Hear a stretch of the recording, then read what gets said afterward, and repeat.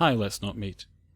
I have a story for you, told to me by my uncle just 2 days ago, when I was visiting him at his home for Christmas, in rural, almost bluegrass country. I'm an occasional The Truth Is Here reader, and as a city slicker, I was curious to ask my uncle and 2 cousins, all avid outdoorsmen and ex-military, if they had ever seen anything spooky or that they couldn't explain logically while out in the woods fishing, hunting, hiking, screwing around, etc. As for my cousins, disappointingly, neither of them had any spooky stories. They told me about being startled or creeped out a few times by the calls of vixens and mountain lions, but nothing unexplained. My uncle agreed, nothing unexplained.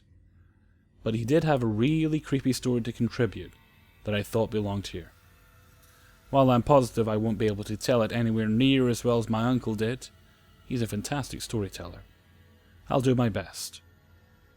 Furthermore, I want to be clear that this is a true story, and while my uncle is delightful to listen to, he is not known to exaggerate or lie. He has lived a life interesting enough that he has no reason to. I'll tell it in the first person, but remember, this is coming from my uncle, who was in his late 60s. In late winter, maybe spring 1968, it was my last semester at the U.S. Air Force Academy in Colorado, on my way to Vietnam as fast as I could get there. By that point I was getting bored and I was really looking forward to graduating, and I really took advantage of the increased leash we got as near graduates. A couple of times a week I would drive up to a spot I found by the Snake River, and fished for a few hours in the afternoons. One Wednesday, I got to the spot around 2, parked the Jeep pretty close to the bank and got to fly fishing. A few hours went by and I had caught a couple of dinky cutthroats. So I built myself a fire on the riverbank to cook them up for supper, before rolling back to school by 9. I was sitting there by the fire, finishing up my second trout. Except for the river, it was quiet. I was by myself. I didn't see anything unusual.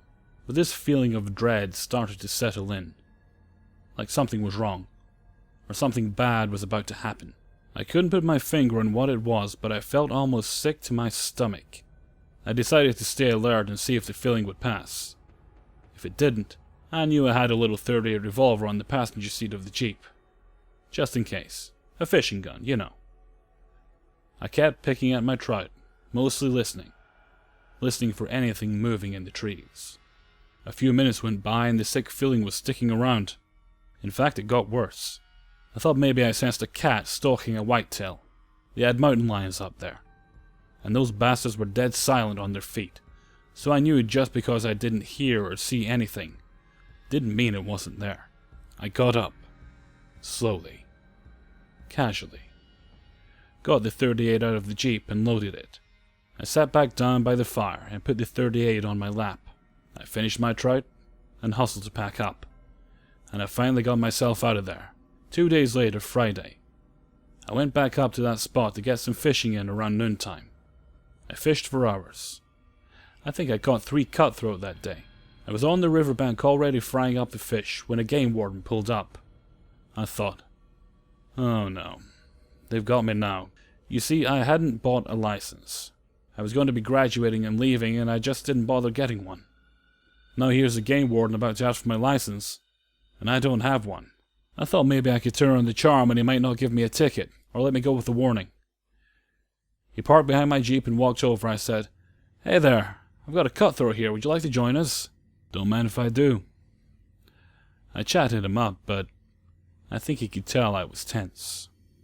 I thought things were going well. He's here, and he's eating the evidence. "Are you from around here?" he asked.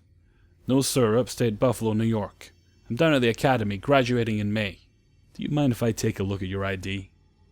"Sure can," I said, and I handed him my student ID card. He handed it back. He looked out over the river and looked back at me and said, "You get up here much?" "Sure, whenever I can. I've been up here a couple of days a week for a while. I was up here on Wednesday." His eyes sort of sharpened up and he frowned looking at me. "Wednesday? Same spot?"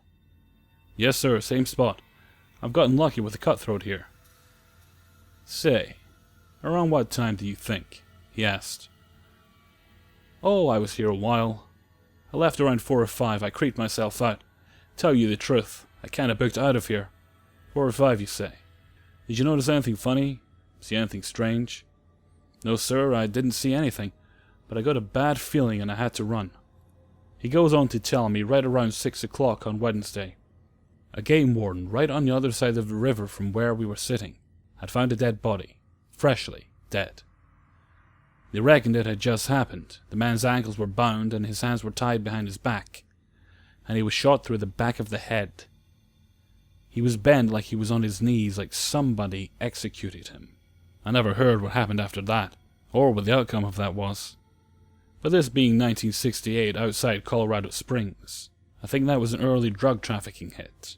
I think that was when people first started bringing large quantities of drugs through that area. So that's the story I've settled on after all these years.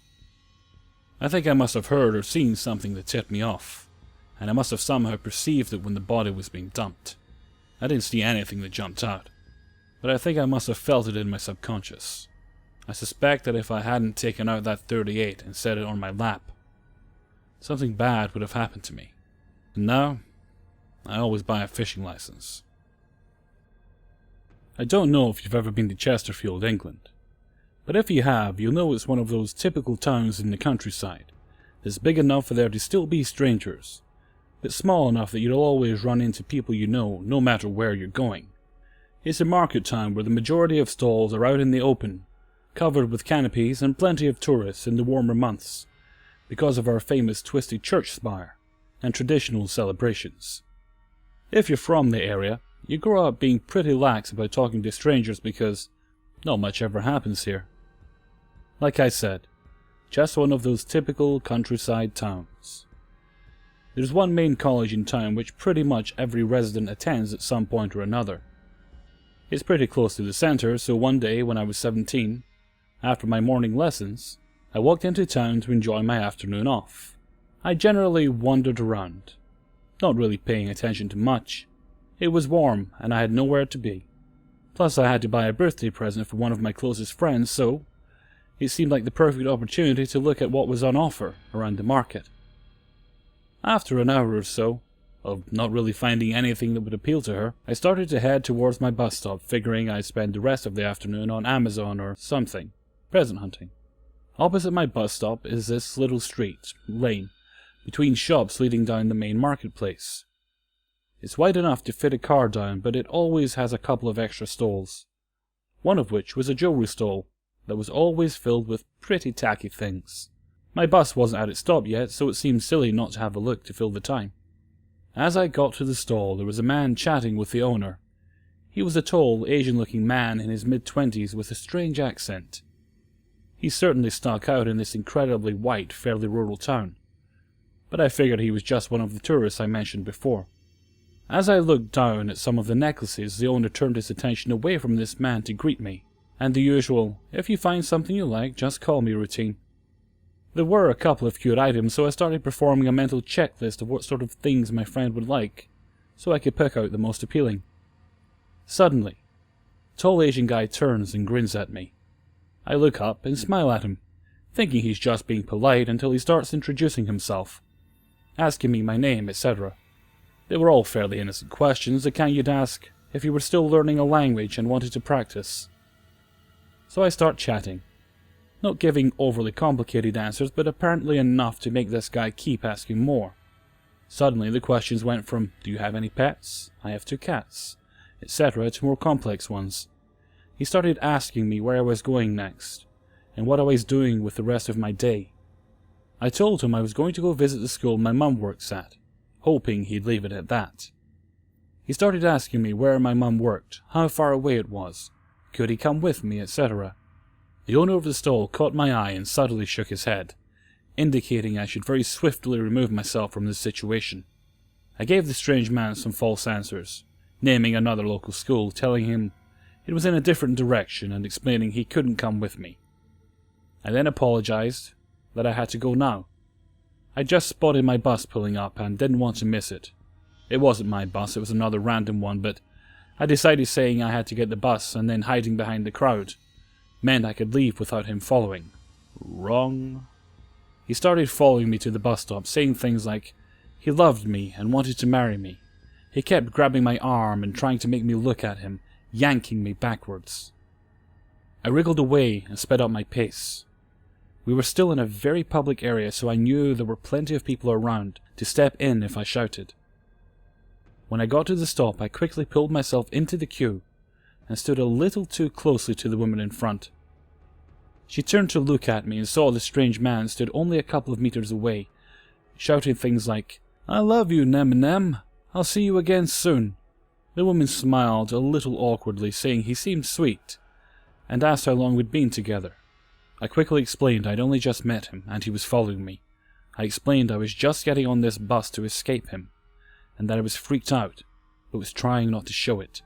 Her face lit up as she put her arms around me, exclaiming, "Almost didn't recognize you for a second. How have you been, love?"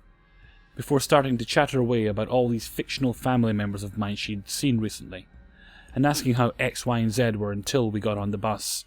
The guy must have gotten the hint as he stepped further away but continued to watch. The woman let me sit next to her on the bus and told me not to look out the window at him, but said she could see him watching the bus pull down the road until it was out of sight. She asked me the general direction I was heading in and advised me the best stop to get off at, even though the stop was a mile away from my home, and I was very unfit at the time. I sprinted all the way home and locked the door as soon as I got in.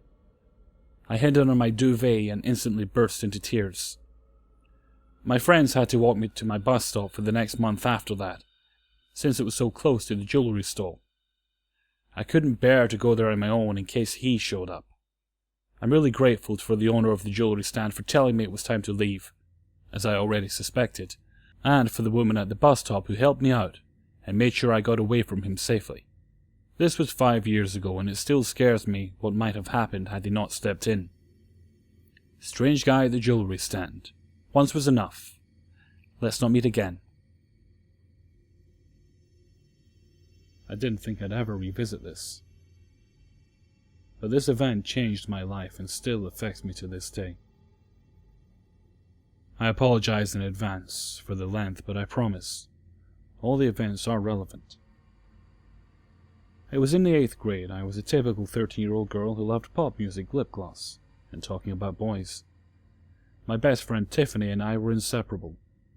We had every class together, ate lunch together, spent the night with each other every single weekend, and called each other every single day after school. We had another friend, Ashley. She was a lot more boy crazy than Tiffany and me. She was far more adventurous too. She had already had her first kiss, and she was crushing on this guy Adam.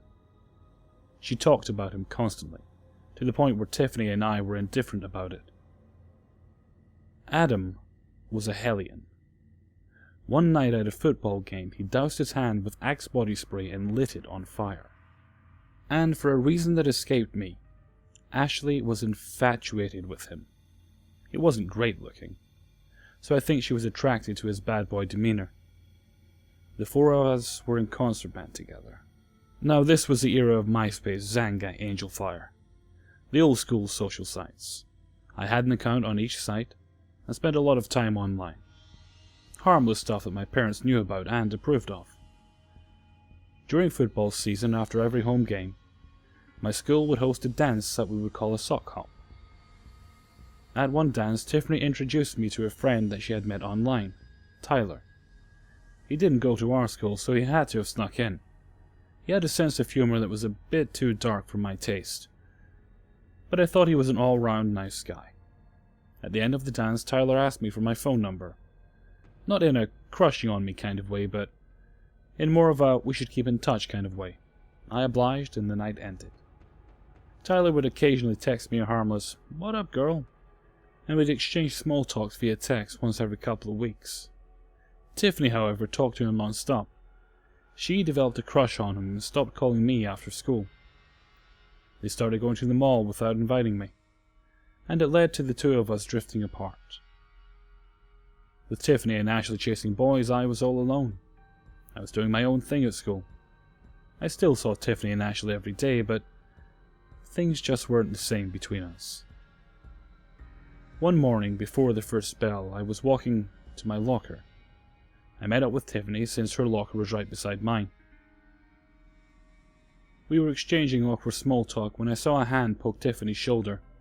We both turned around and saw Ashley, wide-eyed with delight. I was intrigued. Was she about to divulge a juicy story about a boy? She smiled and said, "Look what I've got," and unzipped her small purse. I peeked into it to see about 10 white oval-shaped pills. I had never seen drugs in person before, so I was obviously taken aback. "Where'd you get those? What are they?" I exclaimed. She grinned and replied, "Adam gave them to me. I'm going to take them after first period." "No!" I angrily responded. "Ashley, you can't. You don't know what these are. You have to get rid of them right now." She scoffed and smirked. "Shut the fuck up. Adam said I'll be fine." The first period bell rang and she strutted off, satisfied with herself. I was in shock. I asked Tiff, "What are we going to do? She can't take those." To my surprise, Tiffany didn't even seem slightly concerned. She started walking to class, and I followed, nauseous with worry for Ashley. The first half of the day was a blur because I couldn't focus. I was sick with worry. Before I knew it, it was time for lunch. I took a tray and sat down at an empty lunch table. I was half-heartedly stirring at my mashed potatoes when I heard an outburst from the hallway behind me, then loud sobbing and screaming. "What the?" I thought as I turned around and saw Ashley on her knees, bawling. Before I could process much else, 3 of my concert band friends saw me, bolted to my table and sat down. They told me that Adam was taken out of class on a stretcher and was on the way to the hospital. He had had a seizure due to a drug overdose. Instantly I felt my stomach in my throat. All I could think about was Ashley. I looked back into the hallway and she was being escorted to the bathroom by a female teacher. Everyone at my table started crying and I joined in, absolutely dumbstruck with what was unfolding. I didn't eat a bite of food. Lunch period came and went. The next class was concert band, so I made my way to the band building behind the school. I found a seat in the back of the room. My teacher wasn't in there yet, and kids slowly poured in, somber and sad. Was Adam dead? Did Ashley take those damn pills? My mind was going 1,000 miles an hour. I saw Tiff walk in, but she didn't see me. She sat alone at the front of the room. I anxiously waited for Ashley to walk in, but she never showed. About 10 minutes later, my teacher, another teacher, and 2 police officers walked in. The 4 men stood at the front of the room, in front of the instrument closet. "As some of you may have heard," began one officer, "there has been an incident involving several students." "Several?" I gulped to myself. "Now, one student has been treated at the hospital right now, and he has informed us that he supplied some powerful pills to about a dozen other students." My heart sank. What the actual fuck was happening right now? "We need your help and your cooperation. If you know of anyone, we mean anyone, who may be holding or using these pills, we need to know about it. Please, you could be saving a life." The other officer added, "If you'd like to help us, please come to the front of the class, and Officer Smith will talk to you in the instrument closet." Ashley raced through my mind. She wasn't in class, so I wasn't sure if she was okay or if she was passed out on the bathroom floor. I saw 3 kids start slowly standing up and shuffling their way to the front of the class. One at a time, they were taken into the closet and the door closed behind them. After about 2 minutes, the door would open, the kid would walk out, defeated, and sit back down. The whole time I was terrified. I didn't want to get Ashley in trouble, but more importantly, I didn't want her to get hurt. Ultimately, I decided that a mad Ashley was better than a dead Ashley. I stood up and made my way to the closet. I told him everything and started sobbing immediately. When the door opened, I had to walk all the way to the back of the class while crying like a baby. Of course, everyone noticed. I looked at Tiffany, and her eyes met mine with a knowing leer. I didn't have to utter a word. She knew what I had done. As it turns out, Ashley and the other 12 students who had the pills in their possession were expelled for the remainder of the school year. This was in November, so that was the majority of the school year. I tried calling Ashley to check on her, but she ignored me. I have no doubt that Tiffany told her that I ratted her out. I never found out if she took the pills, but mad at me or not, I was glad she was alive and safe. This is where shit starts hitting the fan. Over Christmas break, I spent a lot of time online because it was too yucky outside to go anywhere. The whole drug bust was behind me, but I was left with an empty feeling because I hadn't heard from Ashley, and Tiffany stopped talking to me nearly altogether. One morning I logged onto my Xanga account, and to my surprise, my inbox was swamped with private messages and comments. I thought it was due to not logging in for a couple of weeks, so I excitedly opened my inbox. What I saw floored me. Every message was filled with the most foul, hateful threats I'd ever seen. I know what you did, bitch. You fucking slut. Fucking narc. I'm gonna kill you, stupid cunt. Your family is gonna die because you're a nasty slut. Go to hell, you nasty whore. Everyone hates you because of what you did. I felt like throwing up. Every message in my inbox was like this, about 30 in total. The comments were just as bad, except they were posted on my public page and everyone could read them. I read the username, DeathTrap69. I didn't know who this was. Disgusted, I clicked on the name to reveal the profile. The photo was of a guy in heavy eyeliner, and his pierced tongue was sticking out. What the hell was this? I clicked on his photo album to find a better photo to identify this person, and what I saw made my blood run cold. It was Tyler. The guy from the sock hop that Tiffany had met online. Immediately I knew that Tiffany had turned on me. I couldn't believe what was happening. I turned off the computer and cried for hours. I didn't sleep much that night. About a week passed before I gathered the courage to go online again. I reluctantly logged into my Xanga account, and it had gotten worse. Over 50 comments and messages, all of them just as vicious, and every message contained 2 links at the end. Xanga.com, LNM please is a slut. Xanga.com, LNM please will die soon. Horrified beyond belief, I clicked on the first link. The page was black with red text, and the headline was spinning. LNM please is a fucking slut. Through teary eyes, I looked at the profile picture. It was a photo of me, making a goofy face, sitting at the lunch table in school. There's only one person who knew about this photo because she took the photo on her phone. Tiffany. All suspicions I had were made abundantly clear in that moment. She and Tyler were behind this. I then clicked on the second link. This page was even more terrifying than the first one. It said things like, LNM please is going to pay for what she did. LNM please is going to die tonight. I'm gonna kill LNM please and her whole fucking family. I know where this cunt lives and I'm gonna stab her brother. I'm gonna slit her throat and laugh as she bleeds to death. I'm gonna stab her in the heart in her sleep. She's a rotten cunt and deserves to fucking die. I realized the severity of the situation when I saw this page. Tiffany obviously knew where I lived because she used to spend the night with me regularly. She was pretty capable of telling Tyler where I lived. He said he was going to kill my family. That night, I threw up for hours. My parents thought I had the stomach flu.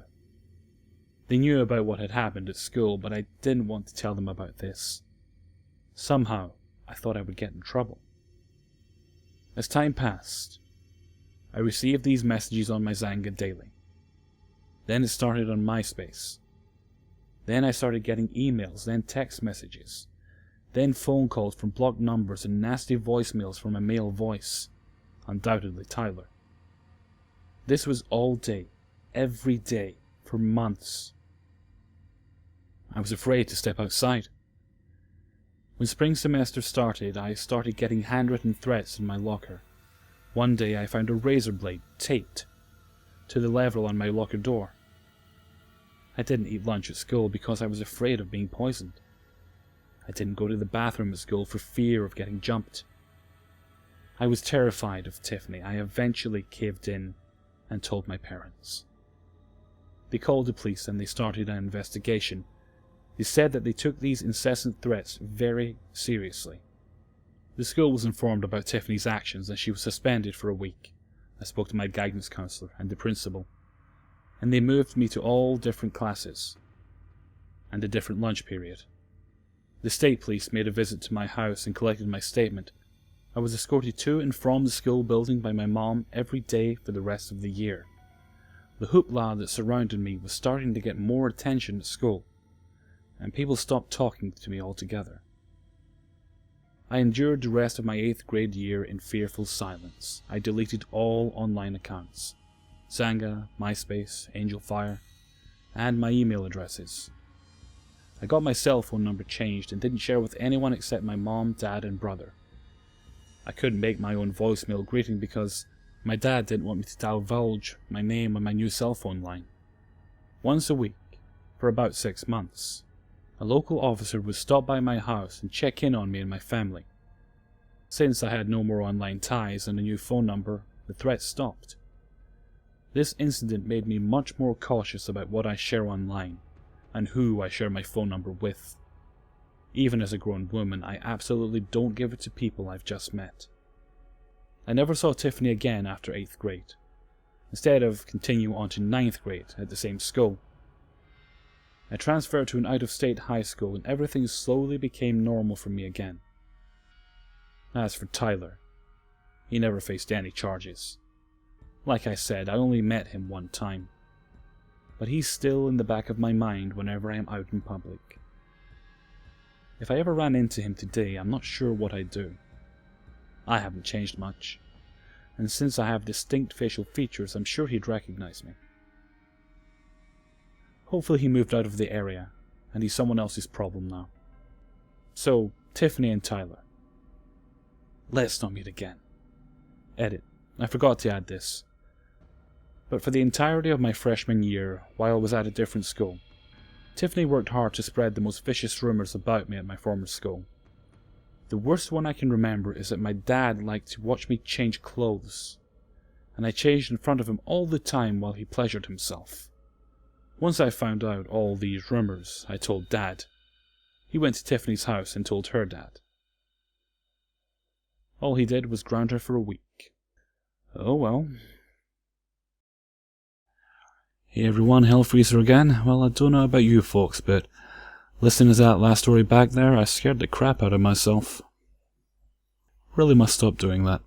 Anyway, that brings episode 17 to a close. Until next time, thank you very much for listening, and take good care of yourself.